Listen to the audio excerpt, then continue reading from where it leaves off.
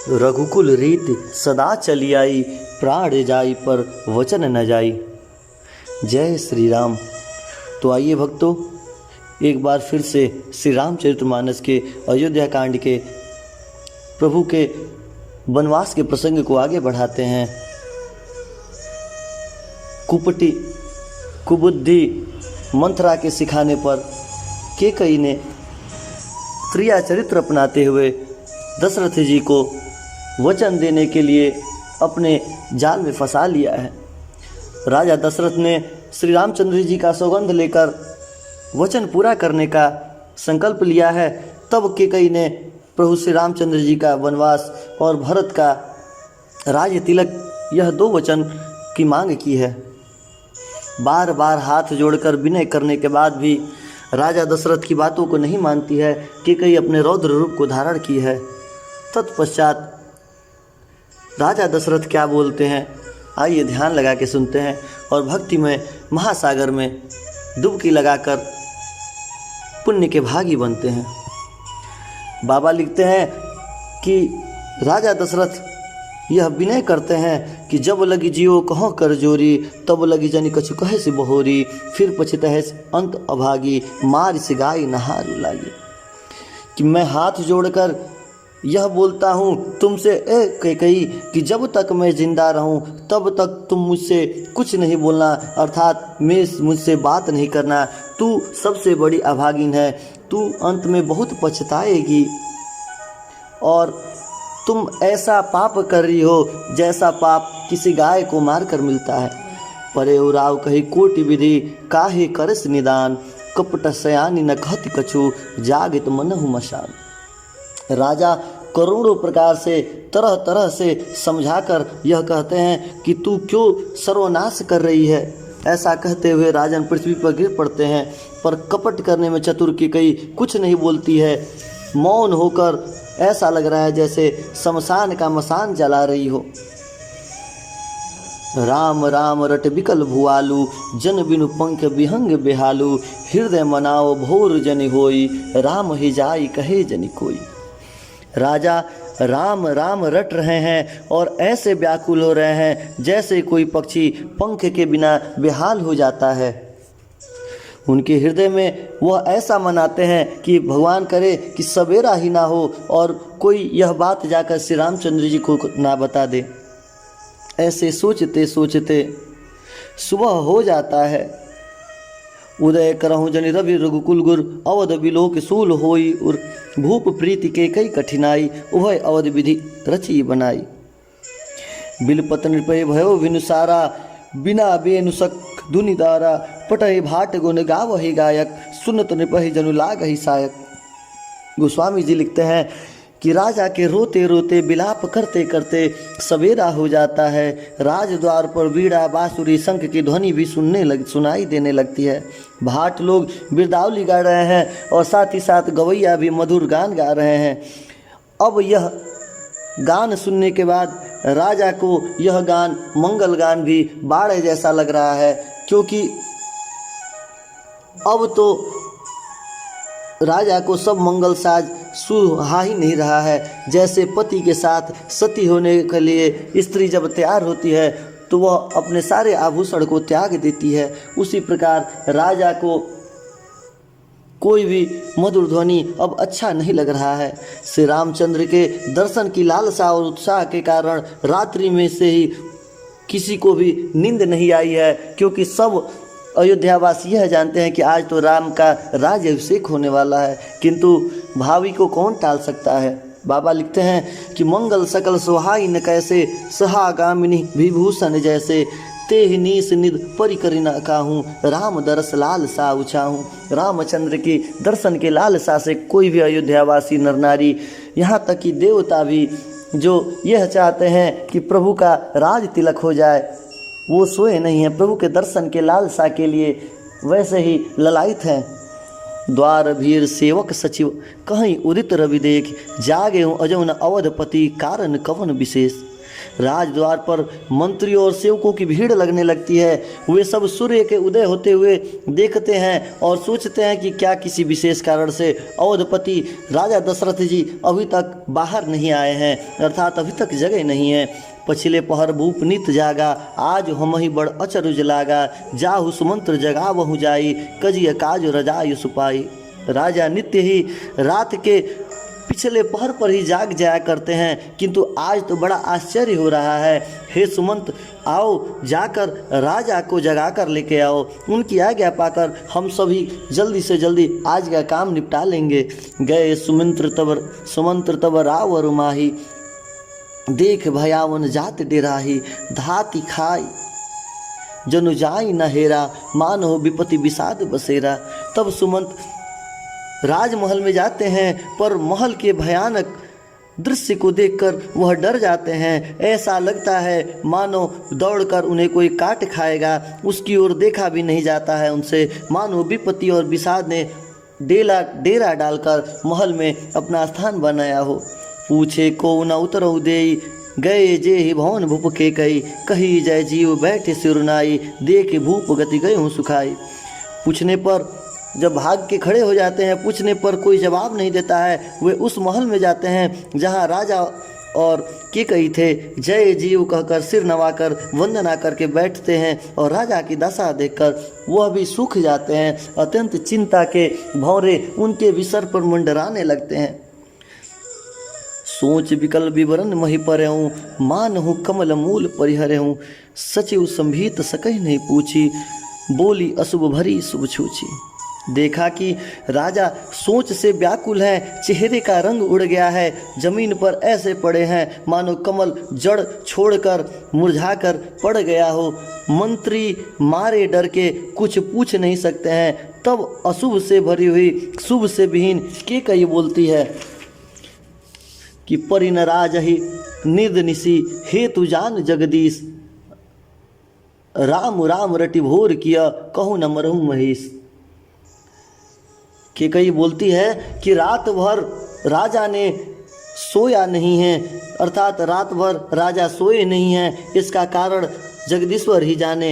इन्होंने राम राम राम रटकर सवेरा कर दिया है, परंतु इसका भेद राजा ही बतला सकते हैं और कोई नहीं जानता है। आनहु राम बेगी बुलाई, समाचार तब पूछ है आई। चले उस मंत्र राय रुख जानी, लखी कुचाल की कछुरानी।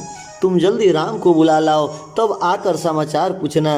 राजा का रुख जानकर सुमंत्र जी चले गए, समझ गए कि रानी ने कोई कुचाल चल दिया है। सोच विकल मग पर ही न पाऊ, राम ही बोल कहीं काराऊ।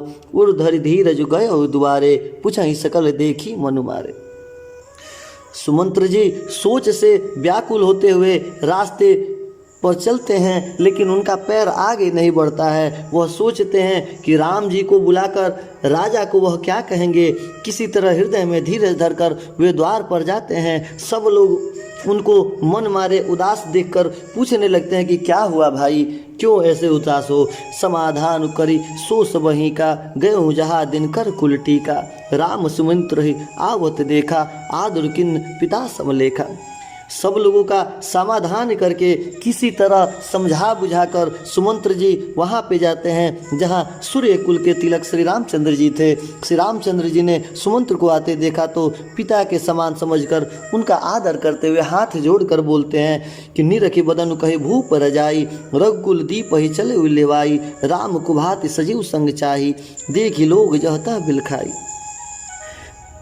श्री रामचंद्र जी के मुख को देखकर और राजा की आज्ञा सुनकर वे रघुकुल के दीपक श्री रामचंद्र जी को अपने साथ लेकर चल देते हैं। श्री रामचंद्र जी भी मंत्री के साथ बुरी तरह से बिना किसी लवाजे से वहां जा रहे हैं। यहाँ देखकर लोग जहाँ तहाँ विषाद करने लगे हैं कि आखिर क्या कारण हुआ, सुमंत्र जी इतना दुखी क्यों है, इस खुशी के माहौल में चारों तरफ विषाद की घड़ियाँ क्यों लग रही है।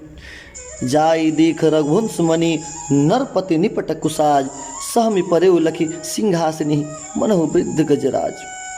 रघुवंश मणि श्री रामचंद्र जी ने जाकर देखा कि राजा अत्यंत ही बुरी हालत में पड़े हैं, मानो सिंहनी को देखकर कोई बूढ़ा गजराजा सहम कर गिर पड़ा हो।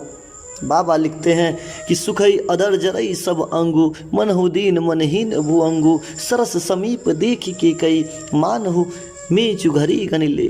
राजा के होठ सूख रहे हैं, सारा शरीर में जल हो गया है, मानो मणि के बिना सांप दुखी हो जाता है।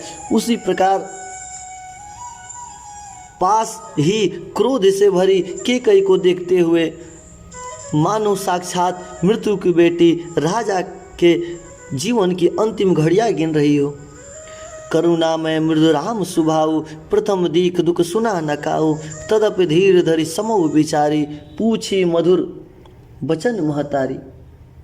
श्री रामचंद्र जी ने, जो कि स्वभाव से कोमल और करुणामय है, उन्होंने अपने जीवन में पहली बार ऐसा दुख देखा था। इससे पहले ना कभी ऐसा दुख देखा था, ना कभी ऐसा दुख सुना था, ना ऐसा कोई दुख महसूस किया था। तो भी समय का विचार करके हृदय में धीरज धारण करते हुए मीठे वचनों से माता केकई से पूछते हैं कि मोहि कहूँ मात तात दुख कारण, करिय जतन जहि होई निवारण, सुनहु राम सब कारण एहु, राज है तुम पर बहुत स्नेहु। हे माता, मुझे पिताजी के दुख का कारण जानना है। ऐसा कहते हुए मधुर वचन से श्री रामचंद्र जी केकई से पूछते हैं कि मुझे वह कारण बताइए, वह निवारण बताइए, जिस प्रकार मेरे पिता का दुख दूर हो सके, यह यत्न किया जाए। केकई ने कहा कि हे राम, सुनो, सारा कारण यही है कि राजा का तुम पर बहुत ज़्यादा स्नेह है। इन्होंने मुझे 2 वरदान देने को कहा था, मुझे जो कुछ अच्छा लगा मैंने वही मांगा है। उसे सुनकर राजा के हृदय सोच से भरपूर हो गया है, क्योंकि ये तुम्हारा संकोच ही नहीं छोड़ सकते हैं। बाबा लिखते हैं कि देन कनेस मोहि दुई वरदाना, मांगे जो कछु मोहि सुहाना, सो सुन भयो भूप और सोचू, छाड़ न सकई तुम्हार संकोचू। केकई श्री रामचंद्र जी से बोलती है कि हे राम, यह तुमसे अत्यधिक स्नेह करते हैं, इसी के कारण इनको इतना कष्ट हो रहा है, क्योंकि इन्होंने मुझसे 2 वरदान देने के लिए बोला था, और आज जब मैंने इनसे वह वरदान मांग लिया है तो यह संकोच में पड़ गए हैं। सुत स्नेह इत वचन उत, संकट परे नरेश, सकहु त आयुष धरहु सिरा, मेटहु कठिन कलेश। इधर तो पुत्र का स्नेह है और उधर वचन का प्रतिज्ञा। राजा इसी धर्म संकट में पड़ गए हैं। यदि तुम कर सकते हो तो राजा का आज्ञा सिरोधार करो और इस कठिन से कठिन कलेश को शांत करो। निथरक बैठी कहीं कटुबानी, सुनत कठिनता अति अकुलानी, जीभ कमान बचन सरनाना, मनो महीप मृदुलच समाना। केकई बेधड़क बोलती है, कड़वी वाणी से प्रहार करती है, जिसे स्वयं सुनकर कठोरता भी अत्यंत व्याकुल हो उठे। जीव धनुष है, वचन तीर की तरह हो गया है, मानो राजा की कोमल शरीर पर वह निशाना लगा रहे हो। इस प्रकार कठोर वचनों का प्रयोग करते हुए केकई प्रभु श्री रामचंद्र जी को बताती है, जन कठोरपन धरे शरीरु, सिखई धनुष विद्या बर बीरु, संग प्रसंग रघुपत ही सुनाई, बैठी मनहु तनु धरि निठुराई। इस सारे समाज सम्मान के साथ मानो स्वयं कठोरपन श्रेष्ठ वीर का शरीर धारण कर लिया हो, ऐसा लग रहा है। श्री रघुनाथ जी को सब हाल सुनाकर वह बैठ जाती है। ऐसे लगता है जैसे निठुरता हुई शरीर धारण किए हुए बैठ गया है, जिसके अंदर हृदय के अंदर कोई प्रेम ही ना दिख रहा हो। मन मुस्काई भान कुल भानी, राम सहज आनंद निधानी, बोले बचन विगत सब दूषण, मृदु मंजुल जन बाग विभूषण। सूर्य कुल के सूर्य स्वाभाविक ही आनंद निधान श्री रामचंद्र जी मन में मुस्कुराकर सब दूसरों से रहित ऐसे कोमल और सुंदर वचन बोलते हैं, मानो वाणी के भूषण वही हैं। सुन जननी सोई सुत बड़ भागी, जो पितु मात बचन अनुरागी, तनय मात पितु तोष निहारा, दुर्लभ जननी सकल संसारा। हे माता, आप सुनिए, वही पुत्र बड़ा भागी होता है जो पिता और माता के वचनों का पालन करने वाला होता है। माता पिता को संतुष्ट करने वाला ही पुत्र, हे माता, इस सारे संसार में दुर्लभ होते हैं। सुन जननी सोई सुत बड़ भागी, जो पितु मात बचन अनुरागी। इस पूरे संसार में वही पुत्र बड़ा भागी है जो माता पिता के वचनों का पालन करे। मुनिगण मिलन विशेष बन सब ही भात हित मोर, ते मह पिय तू आयुष बहोरी सम्मत जननी तोर। वन में विशेष रूप से मुनियों का मिलाप होगा, जिससे मेरा सभी प्रकार से कल्याण होगा। उससे भी फिर पिताजी की आज्ञा है, और हे माता यह सब आपकी सम्मति से हो रहा है, तो यह मुझे अत्यंत ही प्रिय वाणी लगती है। भरतहु प्राण प्रिय पावहि राजू, विधि सब विधि मुनि सन्मुख आजू। जो न जाऊँ बन ऐसे जे काजा, प्रथम गणीय मुहि मूढ़ समाजा। और सबसे बड़ी बात तो ये है कि मेरा प्राण से भी ज़्यादा प्रिय मेरा भाई भरत राज्य को पाएगा। इन सभी बातों को देखकर ऐसा ही प्रतीत होता है कि आज विधाता सब प्रकार से मुझे सन्मुख कर रहे हैं, अर्थात मुझे मेरे अनुकूल कर रहे हैं। यदि ऐसा काम के लिए मैं वन को न जाऊं तो मूर्खों के समाज में सबसे पहले मेरी गिनती की जाएगी। तो हे माता, आप चिंता ना करें, मैं पिता के और माता के आज्ञा पालन करने के लिए तैयार हूं। और यह मेरे लिए सबसे भाग्य की बात होगी, क्योंकि वन में जाकर मुझे अनेक प्रकार के ऋषि मुनियों से मिलाप होगा और अनेक प्रकार के कल्याण के लिए सबसे मेरी सहायता प्रदान होगी। से वही अरण्य कल्प तरु त्यागी, परिहरि अमृत लेहु बिस्मागी। तेउ न पाई अस समौ चुकाही, देखु विचार मात मन माही। जो कल्प वृक्ष को छोड़कर रेड़ की सेवा करते हैं और अमृत त्याग कर विष का पान करते हैं, तो हे माता तुम मन में विचार करके देखो, वे महामूर्ख भी ऐसा मौका कभी नहीं चुका सकेंगे। अम्ब एक दुख मोहि विसेखी, निपट बिकल नर नायक देखी। थोरे हो बात पितहि दुख भारी, होत प्रतीत न मोहि महतारी। हे माता, मुझे एक ही दुख विशेष रूप से लग रहा है कि वह महाराज अत्यंत व्याकुल क्यों हैं। इतनी छोटी सी बात है मेरा वनवास जाना और मेरे प्रिय भाई का राज तिलक होना, यह तो मेरे लिए हर्षोल्लास का बात है, किंतु महाराज इतना दुखी क्यों हैं, इस बात को देखकर मुझे अत्यंत व्याकुलता आ रहा है। मैं भी अत्यंत दुखी हो जा रहा हूँ। इस थोड़ी सी बात के लिए पिताजी को इतना भारी दुख क्यों हो रहा है। हे माता, मुझे इस बात पर विश्वास नहीं होता है। राउ धीर गुण उदित अगाधु, भा मोहिते कछु बड़ अपराधु। जाते मोह न कहत कछु राउ, मोर से पद तो ही कहु सती भाऊ। क्योंकि महाराज तो बड़े ही वीर धीर गुणों से अथाह समुंदर है, अवश्य ही मुझसे कोई बड़ा अपराध हो गया है, इसी के कारण महाराज मुझसे कुछ बोल नहीं रहे हैं। हे माँ, आपको मेरी सौगंध, आप सच सच बताइए क्या हुआ है। सहज सरल रघुबोर वचन, कुमति कुटिल करी जान। चलई जोक जल पक्रगत, जदपि सलील समान।